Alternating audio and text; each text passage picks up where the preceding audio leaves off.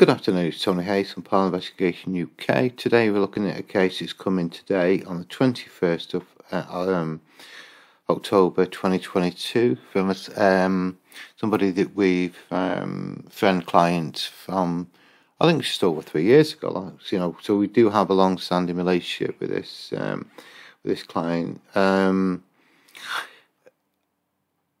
reason why I'm doing this one today is that there is a suggestion that the activity is over 3 years of age. What I mean is it's been occurring for over 3 years, which is incredibly unusual. Not unprecedented, but it would be unusual.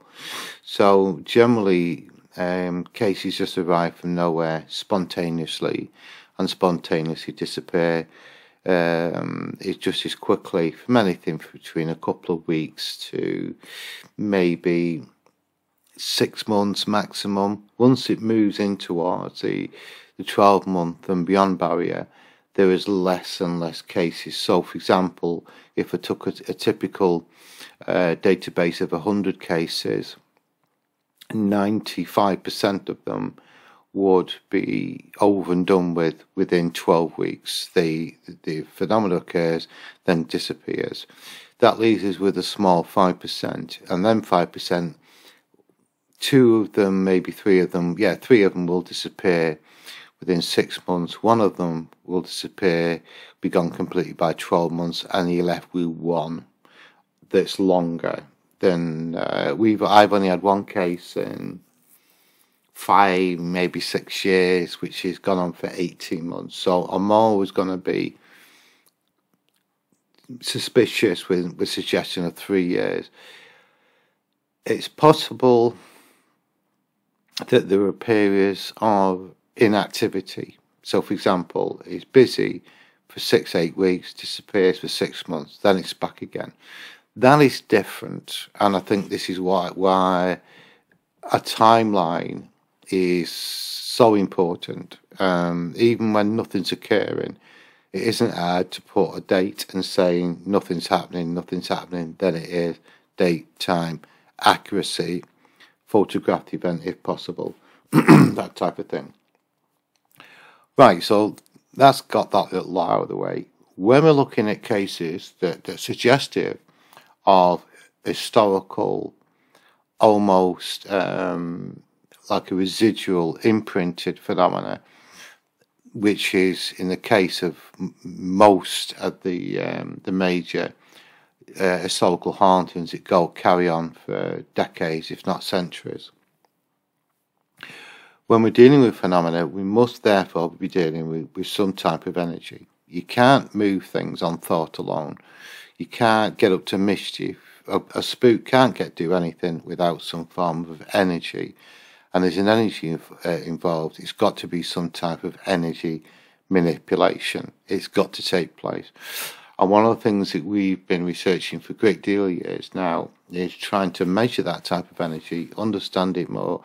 And as the years have gone on, as we investigate more and more cases, and this is a typical example where I'm hoping that we'll learn something from it, it will take us in a particular direction. So what we're going to do today for this exercise is something that we started to implement over the last 12 months or so, maybe 16 months, is when a case starts to show a possibility of long-standing historical phenomena, hauntings for sake of a word, okay, excuse me, then we tend to start checking our known databases. The first one we're going to look at is magnetic anomalies. Now, this is a genuine energy form that's well known within the science and physics world. The planet itself, planet Earth, is a massive ball of energy. Gravity itself is an energy.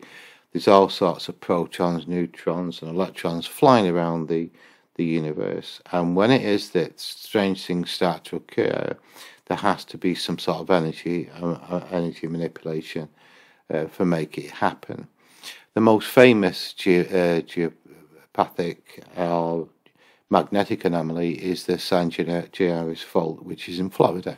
It's a well-known fault line which does give off unusual magnetic anomalies. And what we now know, and this has been researched over the 50-60 years, is that any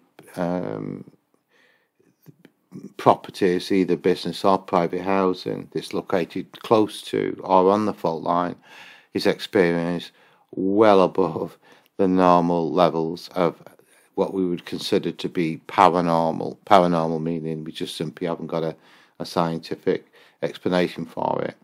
That can't be a coincidence. So what we generally do now, particularly with dealing with cases where there's a possibility of a historical haunting occurring, is we'll check out the magnetic anomalies.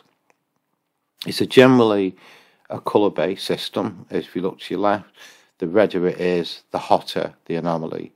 The further down, it begins into negative. The ideal is as white as possible. It's a simple postcode method. So I popped it in there, and we'll go on a journey and find out about the possibilities of magnetic anomalies within this Somerset location. Okay, here we go.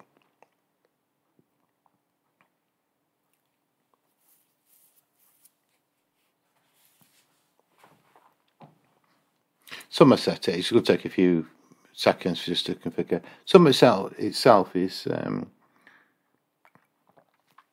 has a high level of reports of phenomena.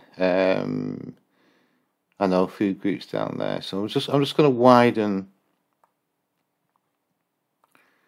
the area.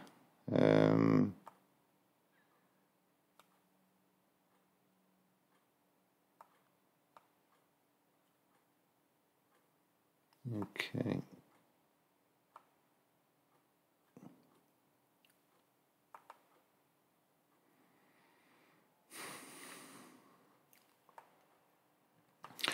Okay.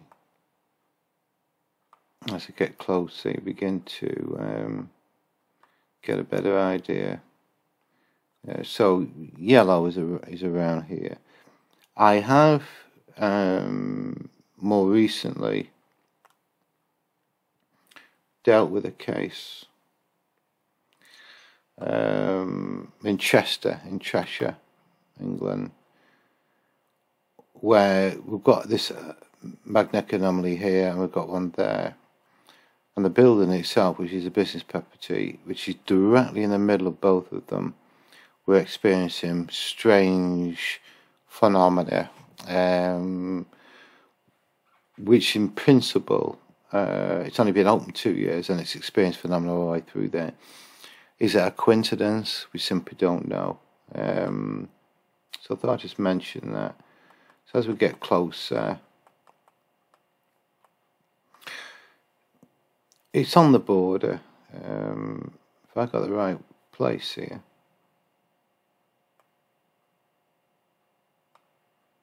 Oh, there we are.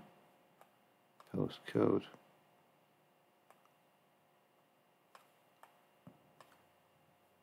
Yeah.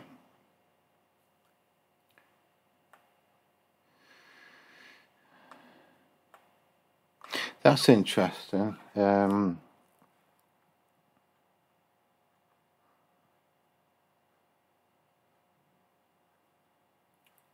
You know, it's sort of around here, isn't it?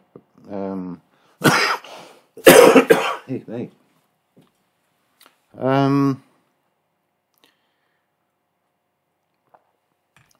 I'm actually going to take a screenshot of this.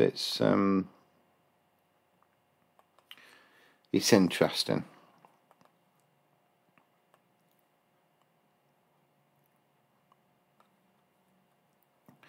And I'll save that to the client's file.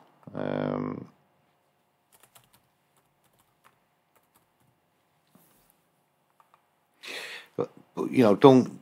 The important thing is not to get over concerned with this. It's just a theory that You know, for example, as I mentioned with the San Andreas fault, you know, the fault line is very obvious, and not all properties were experiencing the phenomena. That's the thing. It doesn't mean to say just because it's there you're going to experience anything. Otherwise, our inbox would be completely full. It's interesting. Particularly is when, for example, I think an easy way to get someone to understand it is, say we needed an energy level of 10 to allow phenomena to occur. It's just an example, the number. So the level is 10 for phenomena to occur. Normal household, husband and wife, going to work, couple of children, happy, no problems, no issues within the household. Their general negativity level within the property is 1. If it is that something arrives at the property suddenly, like such as a sudden death or something negative, it may give a number of 4. That takes it to 5, but it's still not enough for phenomena to occur.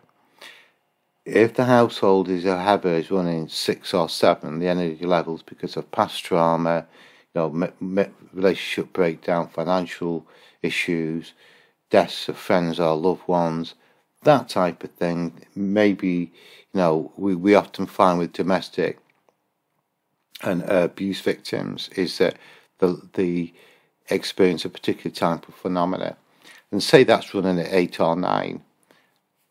Once it goes above that figure, then the area that they're living in, the location-based phenomena, comes into play. You go over the 10 threshold, and phenomena begins to occur. So a next-door neighbour might not be experiencing anything, but you might be. It's that type of thing that I'm always going to be interested in looking at. So I've saved that as a screenshot, and I'll discuss it with the lady in good time. Don't need to keep that one. And the next one we're actually going to look at are ley lines and energy lines. It's the same principle. Over the years, all the energy and ley lines have been placed into the database. In principle, ley lines don't exist. It's a man-made idea of lining up particular historical sites, rivers, historical buildings, that type of thing, to see if it sits within it. So it's not generally something that you can actually see. But all those world sites are now been put on the database where I've got access to them now. And again, it's a simple postcode, which was, have I got the postcode? No.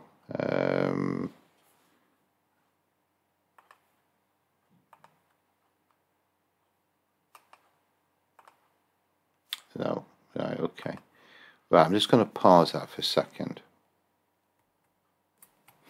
Okay, I've got the postcode back in again. I just paused it for a few seconds while I went it. I didn't want to compromise the client. So it's as it was with before. Now we're looking into the ley lines and energy lines, or known energy and ley lines.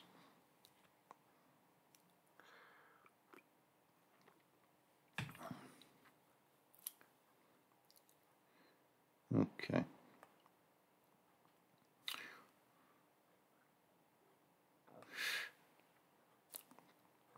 Right, there is a key. I do have a table of the key to the different colours of the lines, you know, like the bluish line, the yellow, the green line, the orange line, and so on and so forth. And we look fairly clear. Nothing occurring there. No. So if you can imagine if you live somewhere like that where the crossing points occur. Again, the ley line and energy lines is generally a spiritual belief. It's difficult to prove scientifically, but you can't argue with the fact it was when properties that are close to or within an energy or ley line, they do experience, sometimes they experience unusual phenomena. Working on the same basis is the level of energy has to be to a certain point before the phenomena begins to occur. So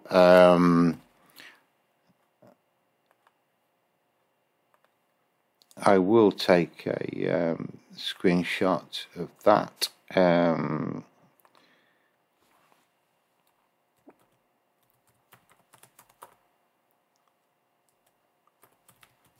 Which is clear, so there's nothing on there. So we have got a little bit of a hint with regard to magnetic anomalies, but again, it's just a tool that we use. There's nothing certain with this game, never has been.